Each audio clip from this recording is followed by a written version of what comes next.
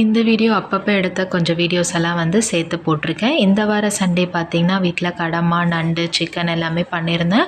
புரட்டாசி மாதம் பிறக்கிறதால வந்து இந்த சண்டே வந்து எல்லா நான்வெஜ்ஜும் கொஞ்சம் கொஞ்சம் எடுத்து செஞ்சு சமைச்சு சாப்பிட்டுட்டோம். மண்டேலேருந்து வீடை க்ளீன் பண்ணிவிட்டு வந்து நம்ம செவ்வாய்க்கிழமையிலேருந்து விரதம் ஸ்டார்ட் ஆகுது. இதுக்கு வந்து மிளகாய் இட்லி சாம்பார் தான் வச்சுருந்தேன். அது கொஞ்சம் காரம் இல்லாமல் இருக்கும். மற்றதெல்லாம் கொஞ்சம் காரமாக இருக்கிறதால நம்மளுக்கு இந்த காம்பினேஷன் வந்து சூப்பராக இருக்கும். செவ்வாய்க்கிழமை பார்த்திங்கன்னா திருப்பூரூர் கோவிலுக்கு ரெகுலராக போயிட்டுருக்கேன். இன்றைக்கி வந்து ஒரு குழந்தைய வந்து எடைக்கு எடை வந்து காசு போட்டுட்ருந்தாங்க. இதுதான் ஃபஸ்ட் டைம் நான் பார்க்குறேன். அங்கே வந்து எப்போவுமே இந்த ஊஞ்சலை பார்ப்பனே கண்டி இதில் யாரும் போட்டதில்லை. அன்றைக்கி அழகாக ஒரு பாப்பாவை போட்டிருந்தாங்க. அதை தான் கொஞ்சம் வீடியோ எடுத்திருந்தேன். போகிறதுக்கு முன்னாடியே பார்த்திங்கன்னா அரிசி ஊற வச்சுட்டு போயிருந்தேன் இட்லிக்கு. வந்தவுடனே அரிசி போட்டுட்டு அப்படியே மற்ற வேலையை எப்போவுமே கிச்சனில் நான் பார்த்துருவேன். நைட்டு டிஃபன் வேலை, அப்புறம் வந்து சம்மந்திக்கிற வேலையெல்லாம் முடிச்சிடுவேன்.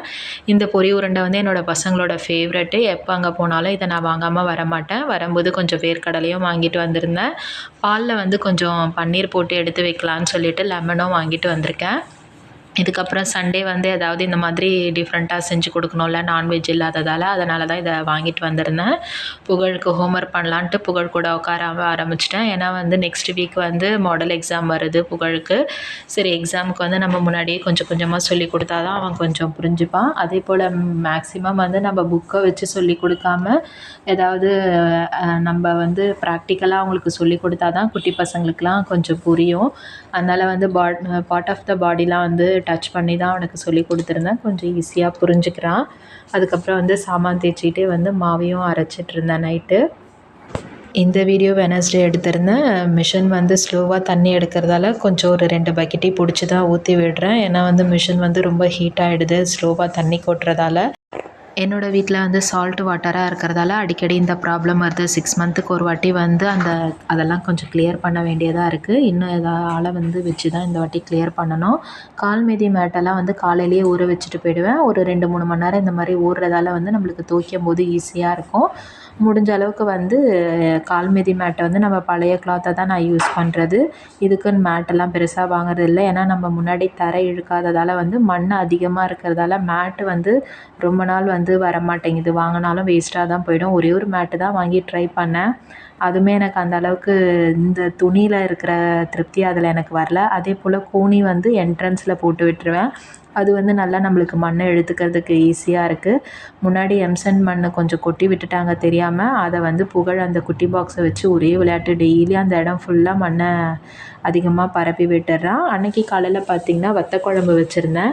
எப்போவுமே வந்து சுண்டக்காய் வத்த குழம்பு தான் வைப்பேன். இந்த வாட்டி வந்து மணத்தக்காளி கீரையோட அந்த விதையோட குழம்பு தான் வச்சுருந்தேன். ரொம்ப டேஸ்ட்டு சூப்பராக இருந்தது. பூஜாவுக்கு வந்து ஆசையாயிருச்சு, இனிமேட்டு அடிக்கடி இதை செஞ்சு கொடுங்கன்னு சொல்லி கேட்டிருந்தா. காலைல வத்தல் பொரிச்ச கடாயை அப்படியே மூடி வச்சுட்டு போயிட்டேன். நைட்டு ஏதாவது சட்னி அரைச்சா வதக்கிக்க யூஸ் பண்ணலான்னு சொல்லிட்டு வந்து டிஃபன் பாக்ஸ் எல்லாம் போட்டுருவோம். சாப்பிட்ட சாமான் எல்லாம் இருக்கும், அதை கழுவி வச்சுட்டு அதுக்கப்புறம் புகழுக்கு ரெகுலராக எப்போவுமே ஸ்நாக்ஸ் செஞ்சு கொடுப்பேன். அதை செஞ்சு கொடுத்துருந்தேன்.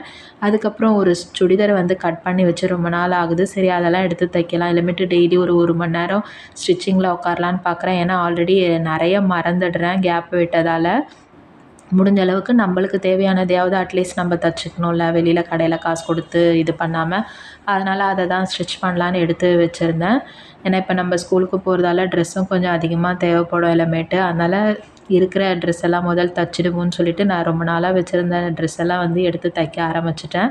நிறைய மறந்துடுச்சு, இருந்தாலும் அடித்து பிடிச்சி நான் தைச்சி முடிச்சிடுவேன் ஃபைனலாக. அதுக்குள்ளே நான் கரெக்டாக செட் ஆகிற மாதிரி தைச்சிடுவேன். அப்புறம் இன்றைக்கி வந்து பன்னீருக்கான வேலையெல்லாம் பார்த்துருந்தேன். பன்னீர் ரெடி பண்ணி வச்சுருக்கேன். அது ஒரு வீடியோவில் உங்களுக்கு போடுறேன். நைட்டு கரண்ட்டு போகவே புகழுக்கு வந்து வெளியில் விளையாட்டு காட்டிகிட்டே ஓட்டலான்னு சொல்லிட்டு வெளியில் வந்து உட்காந்தோடனே கரண்ட்டு திரும்ப வந்துருச்சு. சரி, பசங்க 2 பேருக்குமே நானே இன்றைக்கி நைட்டு டிஃபனை ஊட்டி விட்டுட்டேன். நைட்டு வந்து இட்லி குருமா தான் பண்ணியிருந்தேன். இப்போல்லாம் பூஜா நிறைய ஹெல்ப் பண்ணுறா.